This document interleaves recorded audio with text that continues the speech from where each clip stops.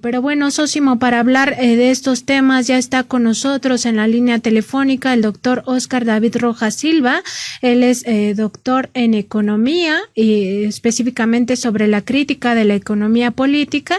Es un economista pues que tiene una gran crítica hacia lo que fue el neoliberalismo. Además es director del Centro de Estudios del Capitalismo Contemporáneo y comunicador especializado en pensamiento crítico en Radio del Azufre y Academia del Azufre. Muy buen día, doctor. Hola, ¿qué tal? Nancy, Sósimo, audiencia, aquí a la orden.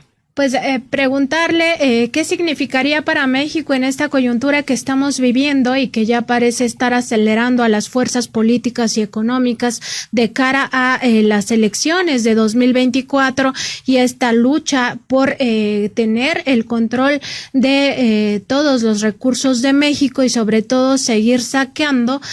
Pues ¿cómo ve usted la posibilidad de que regresemos a ese sistema neoliberal que tanto daño le ha hecho al país, que tantas desigualdades ha generado y que producto de pues tenemos en México a los hombres más ricos del mundo, entre ellos por supuesto Carlos Slim, pero no el único, y por otro lado a personas que siguen viviendo en condiciones como las que se padecen en África subsahariana, es decir, que no tienen ni siquiera garantizado los derechos básicos, porque pues esta desigualdad se profundizó a tal punto que tenemos una pobreza impresionante y al mismo tiempo también pues una élite con mucho dinero. Así es, pues ahora sí que ya podemos hacer evaluaciones globales, es decir, cuando se empezó a prometer el neoliberalismo, se hablaba de una modernización abstracta, se hablaba de por fin acceder al primer mundo, ¿no? De hecho, así lo vendieron desde el salinato, y ahora vemos con contundencia, es decir, ya no es una discusión porque ejemplos sobran, que es un país de desigualdad, de profunda desigualdad, como bien señalas, y que además está estructurado en el neoliberalismo, se estructuró todo un esquema de saqueo, ¿no? Y además un saqueo terrible, porque digamos que el móvil siempre es utilizar activos públicos, no solamente para meterlos a una bolsa de ganancias, sino para ir a apostarlos al sistema financiero internacional, ¿no? Entonces es una economía de casino, ¿no? Y que en medio pues termina generando todos estos problemas sociales tan fuertes que hemos vivido, ¿no? Entonces, este resultado pues lleva como freno de emergencia en el 2018 hacer la transición, y pues lo que significa es la toma de conciencia de estos resultados y ahora proyectar un país con distribución, con otro panorama y otro horizonte para la gente antes que a las grandes empresas, ¿no? Entonces, pues obviamente que aquí en este primer sexenio hemos visto una serie de transformaciones que han ido avanzando y que conforme van madurando también se va viendo seria la cosa, es decir, que realmente se están yendo a los fundamentales del cambio, y pienso particularmente en el caso de la reforma energética, y es en este momento donde pues empieza a recrudecer toda la respuesta de la vieja élite que quiere por todos los medios regresar, ¿no? Entonces yo creo que esto, la verdad, o sea, siempre hay riesgos, pero creo que las condiciones... Parece que perdimos al doctor en esta llamada telefónica. Vamos a ver si recuperamos esta comunicación. Pues nos estaba contando lo que ha significado el neoliberalismo para el país y sobre todo esta pugna que está en ciernes por el control y por supuesto por regresar a este saqueo. Él lo llama una economía de casino porque han estado digamos acercándose el dinero a aquellos que también tienen pues estas estructuras no siempre legales, y también porque han permitido que muchas personas pues caigan en situación de pobreza social. Así es, y es que ya estaba diciendo, no se trata nada más de privatizar recursos públicos, lo que ocurrió en los años anteriores, sino que además estos mismos recursos prácticamente se jugaban en la bolsa. ¿Cuántos se enriquecieron con recursos públicos? Y si los perdían, bueno, pues los perdían porque no eran de ellos. Interesante también esta situación que ya nos comentaba el doctor, que me parece que ya lo tenemos de nueva cuenta en la línea. Sí, una disculpa, hubo algún detalle técnico, pero aquí sigo a la orden. Doctor, pues nos estaba comentando precisamente qué significa para México regresar a ese modelo neoliberal que tanto daño nos ha hecho. Sí, pues esa es una pregunta ahí muy importante porque, o sea, todas las condiciones del mundo, o sea, globalmente están cambiando en todos lados.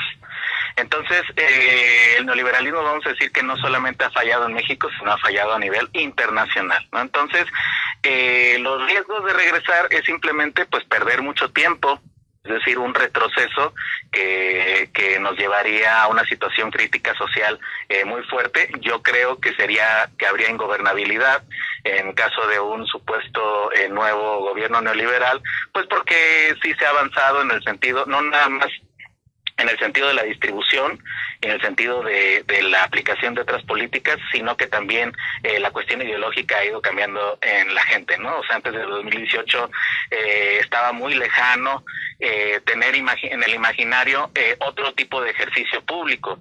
Y ahora ya lo tenemos, ¿no? Entonces la politización también ha avanzado.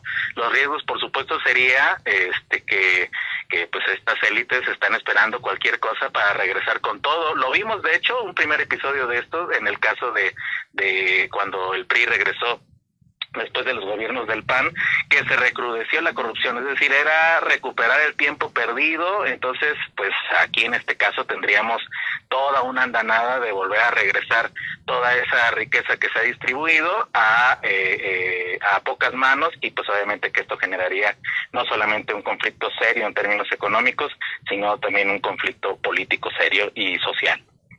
Doctor, y preguntarle también qué tanto realmente se puede desmantelar el neoliberalismo en este sexenio. Se lo pregunto porque, bueno, pues fueron más de 40 años de que se impuso de manera radical el neoliberalismo en nuestro país. Recordemos que México era, entre comillas, alumno destacado de estos neoliberales, en el sentido de que, bueno, pues estaba el caso de Chile o de Colombia, pero México estaba en los primeros lugares, un país que privatizó casi todos sus activos, un país también que, bueno, pues abrazó totalmente la política, no solamente económica, sino de intereses de Estados Unidos en la región. Se convirtió prácticamente en un seguidor acrítico de lo que dictaba Estados Unidos, que tuvo muchos costos, incluso desde el punto de vista de relaciones exteriores o de política exterior de México. Pero bueno, fueron estos 42 años de una aplicación radical del neoliberalismo en México. Hoy hay algunas cosas que hemos visto precisamente para generar mayor redistribución y lo que se ha señalado como el estado de bienestar. ¿Considera que, bueno, pues sí está México en vías de realmente deshacerse del neoliberalismo, o todavía llevará más tiempo hacerlo?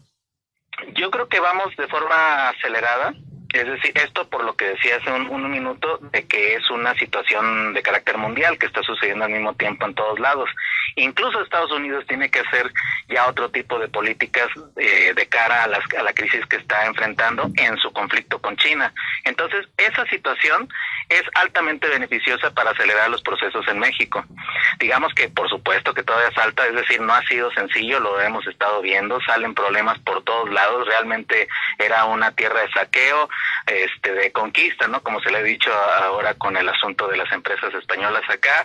Pero bueno, creo que ya el que esto esté cada vez más claro, que están surgiendo los problemas, que vemos las reacciones ya abiertas, ¿no? De tergiversación de los medios corporativos, de comunicación, las reacciones que hay de los distintos grupos, pues habla de que pues sí se está ahí limpiando la casa. Yo creo que para hablar seriamente de ir hacia allá, hacia más allá del neoliberalismo, pues tiene que ver con la importancia de regresar al uso de la energía para fines públicos bajo control del Estado. Ahí vamos a tener un primer gran episodio de aceleración. Es decir, si eso sucede, vamos a poder ir hacia adelante. Y por el otro lado, por ejemplo, está ya en el horizonte la reforma electoral.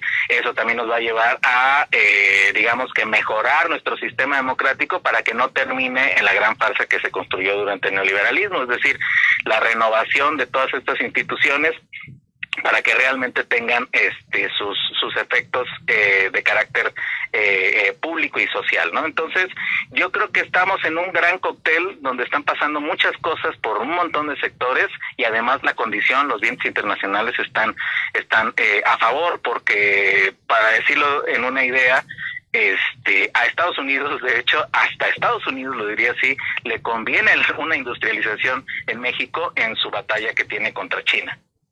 Doctor, y también, bueno, en esta pugna, decir que este poder económico, pues sí ha tenido pérdidas en este sexenio. Usted ya nos hablaba de algunos cambios que ya se notan en este gobierno, ¿no? Pero decir, pues, que ahora los grandes contribuyentes sí tienen que pagar al fisco los miles de millones de pesos que deben, y entre esos grandes contribuyentes, pues, están estos impulsores de esta narrativa de que el gobierno es igual de corrupto que los pasados. También se ha consolidado la lucha, por ejemplo, en contra de las factureras, estos esquemas ilegales que encontraron las grandes empresas para evadir al fisco, pero también contra el outsourcing. Se había generado ya una condición terrible para miles de trabajadores porque estaban con esta terciarización, y por otra parte se han revisado los propios contratos que tiene el gobierno federal, contratos abusivos, leoninos, se les ha llamado, con empresas. Entre ellos podríamos destacar el caso de las cárceles, por ejemplo, que fueron privatizadas en el sexenio de Felipe Calderón, y después con Peña Nieto, pues se firmaron estos contratos súper abusivos. Y también se ha revisado todo el tema energético, ¿no? Los contratos que tenía, por ejemplo, Petróleos Mexicanos para vender gas a una empresa ligada a Odebrecht, es solo un ejemplo de estos contratos leoninos. También en la CFE se ha hecho lo propio. Esto es parte del enojo de ellos, y en caso de que regresara, pues sí, un gobierno del PRI o el PAN, pues también regresaría la evasión de impuestos, regresaría estos modelos de factureras, estos modelos de outsourcing, y además de contratos abusivos leoninos. ¿O usted cómo ve esta situación? Sí, pues vimos con mucha claridad, como bien sintetizas, todo un modelo de negocio que tenía estos grupos de utilizar al Estado para compensar para mejorar sus ganancias privadas, ¿no? O sea, simplemente como decías en el caso fiscal, es terrible. O sea, había una sangría total. México por mucho tiempo ha estado en uno de las áreas de menor porcentaje de tributación, es decir, por muy debajo incluso de los países que se parecen a nuestro país. Entonces, pues eso hablaba de que pues ahí la sangría era terrible, ¿no? Los empresarios siempre olvidan que sus riquezas las hacen en conjunto con el trabajo y en conjunto con las condiciones del país, es decir, es una producción colectiva, pero pues nada más buscan estas ganancias privadas. Y todavía lo que es peor, aún con las reglas establecidas, legales, utilizaron todo este poder para estos despachos y tráfico de influencias para evitar este pago, es decir, incumplir con el pacto económico, el pacto democrático, que siempre en última instancia es un pacto económico de distribución, ¿no? Entonces llegaron al extremo, se acomodaron ahí, y pues bueno, ahora por supuesto que frente a las nuevas autoridades y a la nueva gestión en el SAT, pues ya están también cada vez más enojados, ¿no? Y eso pues se demuestra, ¿no?, en el uso de la tergiversación. Entonces, pues la verdad es que aquí sí es importante señalar este asunto en el sentido de que la democracia es antes que otra cosa una democracia económica, y digamos que plantear que un regreso al neoliberalismo sería una afrenta contra la vida de las personas, ¿no? Doctor Oscar David Rojas Silva, bueno, pues en efecto estamos viendo un desplazamiento de estos grupos que tuvieron el poder no solamente fáctico, sino incluso también político. Está ocurriendo un desplazamiento de ellos, y bueno, pues por eso vemos una reacción, podríamos decir que virulenta, a través de redes sociales, intensa, unas campañas como hemos documentado también de desprestigio, etcétera. Es decir, bueno, pues están muy molestos, se nota en su discurso, pero al mismo tiempo, si es que estamos llevando un cambio importante de desmontar el neoliberalismo, bueno, pues podríamos decir, y de hecho lo ha señalado el presidente, que pues se tratan de reacciones, digamos que dentro del ámbito democrático, pues bien, en el sentido, dice el presidente, se están portando bien porque no ha habido violencia, porque no han incitado otro tipo de acciones que podrían hacerlo por el poder, me refiero económico que tienen, no tanto porque, bueno, los vaya a seguir la población, porque ya vemos que están bastante acotados en ese sentido. Pero usted como, bueno, pues como académico, como estudioso de la sociedad mexicana, ¿vislumbra usted la posibilidad de que estos grupos, estos poderes fácticos que están siendo desplazados, recurran a la violencia para no perder sus privilegios? Nunca hay que descartarlo. O sea, yo siento que en su medición, claro que lo ven muy difícil. O sea, saben que, por ejemplo, el Space, ¿no? El ya famoso Space que organizaron, en realidad fue una organización corporativa, es decir, son organismos y son además el uso de técnicas, ¿no? Estaba infladísimo, ¿no? Entonces, saben que, digamos que no tienen el apoyo popular. Pero, pues, lo que es aquí problemático es que en otros países, lo hemos visto, hay organizaciones que empiezan a utilizar una narrativa, empiezan a generar tergiversación en las notas para hacer ver y amplificarlas a través de los medios corporativos y emular una supuesta situación de crisis. El problema con todo esto es que esto está dentro de un formato en el cual cuando ya logran posicionar alguna nota así, se activan otros mecanismos, es decir, se empieza a hacer más golpeteo por el lado jurídico, es decir, todo esto que estoy diciendo es lo que se conoce como lawfare, ¿no? O los golpes blandos. Los golpes blandos surgen como nueva generación de aquellos viejos terribles golpes de Estado y que implican que en estos territorios sí se acostumbró a las élites, cuando ya no tienen la fuerza nacional, recurrir a fuerza internacional para tratar de generar conflictos que terminen regresándole el poder. Lo vimos en Bolivia, ¿no? Por ejemplo, ¿no? El intento de golpe de Estado. Entonces, si bien no tienen esta fuerza, sí hay que estar muy al pendiente porque es posible que estén intentando con el lobby general, ¿no? De las empresas transnacionales que también han sido afectadas por todo este cambio de ruta, pues que puedan en algún momento encontrar un escenario en el cual quieran generar una posibilidad de golpe eventual, ¿no? Yo lo veo muy difícil, o sea, yo la verdad es que creo que ha habido realmente una revolución de conciencias, es decir, pues las mañaneras, la emergencia de los medios de comunicación alternativos, ¿no? El trabajo que ustedes mismos realizan, toda este cambio de rumbo también ya va ahí permitiendo que eso esté cada vez más cercano, ¿no? Pero, pues, como estamos en un momento de transición, como es un combate, una lucha, pues siempre hay que estar al pendiente de todas las posibilidades.